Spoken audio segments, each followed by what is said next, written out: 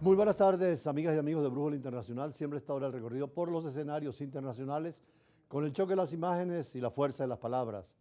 Hoy la noticia más importante a nivel de lo que ha salido en la última semana es la visita del presidente chino a Rusia y la alianza que se establece entre Moscú y Beijing para enfrentar a Occidente, especialmente a los Estados Unidos, en ese reparto de las potencias mundiales, de un equilibrio nuevo donde ya no hay la unimultipolaridad con Estados Unidos o la multipolaridad simple, sino que hay cuatro grandes factores de poder. China, por una parte, que puede ser la primera economía del mundo; Rusia, que sigue siendo el factor más importante en materia de armas nucleares, junto a Estados Unidos, que será la tercera potencia; y la Unión Europea, que actúa en bloque. Todo esto es porque el presidente de Rusia, Vladimir Putin, elogió las maniobras de muy alto nivel de la flota rusa en el Pacífico en pleno acercamiento a China y en medio de tensiones con Occidente. Esto hace que el mundo se divida ahora en lo que es el Occidente cristiano y sobre todo la presencia de la Unión Europea y Estados Unidos, y el Oriente con la vertiente ortodoxa, que por cierto ayer celebraron la Pascua ortodoxa 8 días después de la católica y cristiana,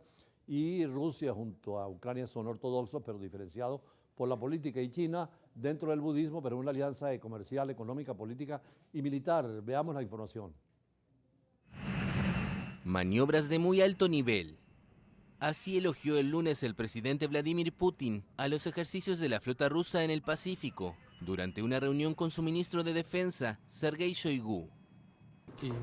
La primera fase de estos ejercicios sorpresa se ha llevado a cabo en efecto a un nivel muy alto. Quiero expresar mi gratitud a todos los que han organizado este trabajo. El ministro informó que en las maniobras participan más de 25.000 militares, 167 navíos y 89 aviones y helicópteros. Detalló que las fuerzas rusas se entrenaron en una primera etapa en detectar submarinos enemigos cerca del Golfo de Pedro el Grande en el Mar de Japón y del Golfo de Abachinsky al sureste de la península de Kamchatka en el extremo oriente ruso. La segunda fase en desarrollo incluye maniobras para probar las capacidades de los submarinos estratégicos y su capacidad a utilizar armas, sobre todo para la defensa antiaérea, en el mar de Ojotsk, situado en el Pacífico entre Rusia y Japón. La tercera y última etapa, con ejercicios de lanzamiento de misiles y fuego de artillería, comenzará el martes. Esta semana estuvimos en Europa, vimos sobre todo en España la actitud de la Unión Europea después de la crisis del petróleo con Rusia y la necesidad de encontrar nuevos mercados. Por eso la presencia hacia el Medio Oriente e incluso la revalorización del petróleo venezolano, que ahora es mucho más solicitado. Y Estados Unidos tendría que llegar a acuerdos con el gobierno de Venezuela en el sentido de poder normalizar las relaciones y utilizar nuestro petróleo también para Occidente. Por eso Macron también ha pedido al presidente de Francia el levantamiento de sanciones para que comience la economía a funcionar a nivel global. Más allá de lo ideológico o lo político, hay una realidad pragmática, que es lo que los chinos están haciendo con la ruta de la seda. Pero es importante también afirmar que en estos días que estuvimos en Europa, además de compromisos universitarios en la Universidad Carlos III y en la Universidad también Nebrija, tuvimos la oportunidad de estar presentes en la Corte Internacional de Justicia, en ese petitorio que hizo Venezuela, que era la única alternativa que teníamos después de la sentencia de la Corte Internacional de Justicia para declarar la competencia en el caso de esa demanda utilizada por Guyana de manera unilateral, dejando al lado lo que era para nosotros fundamental, como ha sido el Acuerdo de Ginebra de 1966, donde la solución tiene que ser de mutuo beneficio, conversada, discutida entre las partes y no judicializar el caso,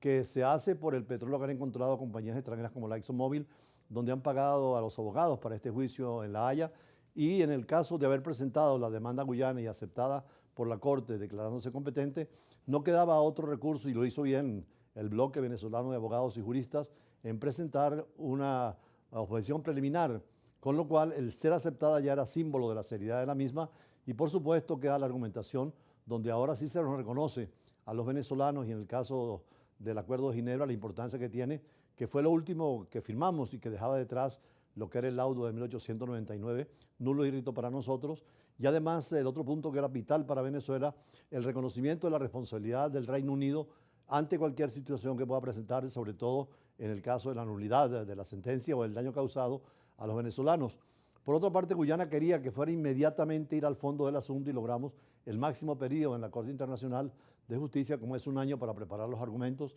De hecho, hay muchos venezolanos estudiando, trabajando, aportando y llamando a todos los demás a que opinen y consoliden una buena posición, que es la de la unidad de todos los gobiernos en todos los tiempos frente a la demanda venezolana del territorio de Guyana, 150.000 kilómetros cuadrados y ahora no solamente el recurso del territorio, sino también la proyección atlántica del mismo. Por eso hoy dedicamos nuestro editorial a unos comentarios sobre lo que es la Corte Internacional de Justicia que está en La Haya, que se creó en 1919 con la organización, cuando se creó por primera vez una instancia de Naciones Unidas, como fue la Sociedad de las Naciones, pero que se recogió en 1945 y que es donde van los estados cuando tienen conflictos o diferendos, especialmente territoriales en el caso de América Latina, y otros aspectos, pero que es la instancia mayor de Naciones Unidas en materia de justicia, y es donde Venezuela por primera vez en la historia recurre y pudo exponer ampliamente, y fue un recurso extraordinario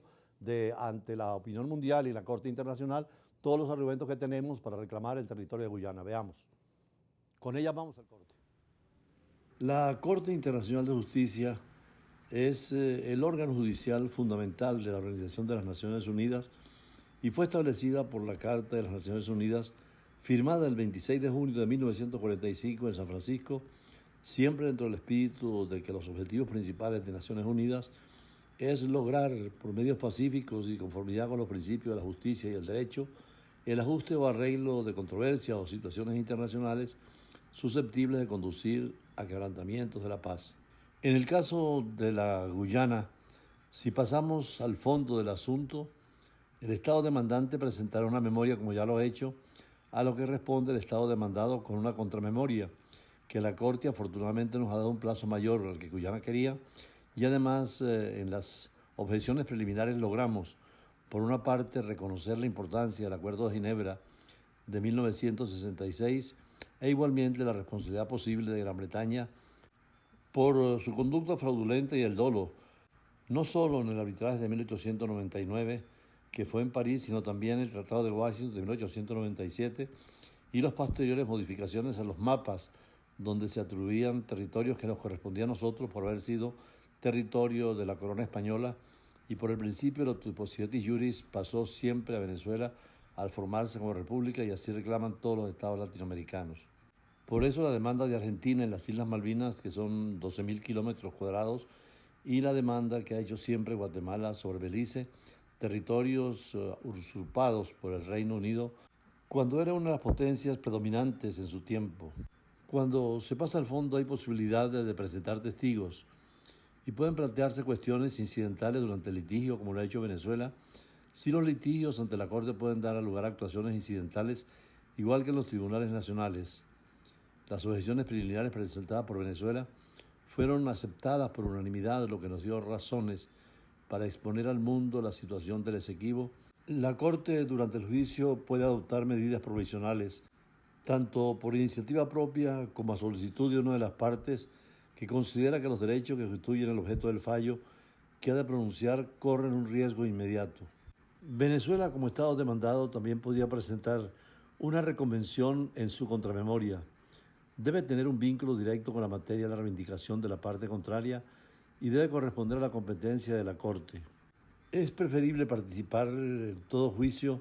porque el artículo 94 de la Carta de las Naciones Unidas dispone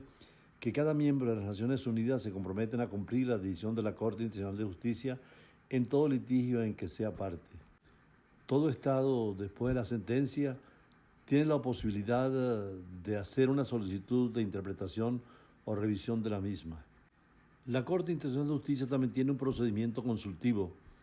que constituye uno de los medios más seguros de contribuir a la reglamentación del sistema institucional de las Naciones Unidas,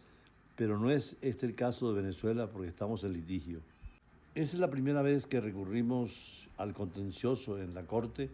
y debemos estar todos unidos porque es importantísimo no solo el territorio, sino la proyección marítima del mismo y las grandes riquezas que allí existen. Efectivamente, la posición venezolana fue sólida, argumentada, y hay que seguir trabajando, si vamos al fondo del asunto, para recuperar ese inmenso territorio, el más antiguo de los pleitos en Naciones Unidas en materia territorial y en la Corte Internacional de Justicia, y el más denso en territorio, pero también históricamente el más antiguo. Por eso estamos trabajando jurídicamente en lo político y ahora en la diplomacia activa para recuperar ese territorio. De todas maneras, fue interesante también que la Corte Internacional de Justicia no le diera a Guyana la razón en la materia de sucesión de estados, porque el Reino Unido sigue siendo responsable del dolo y del fraude cuando el Tratado de 1899 y la constitución del tribunal en 1897. Así pues, será un tema que seguiremos tratando permanentemente en el programa porque es fundamental en la integración del territorio. Vamos a un corte, pero también hoy tenemos invitados especiales para hacer un recorrido por las noticias de la agenda internacional. Ya regresamos.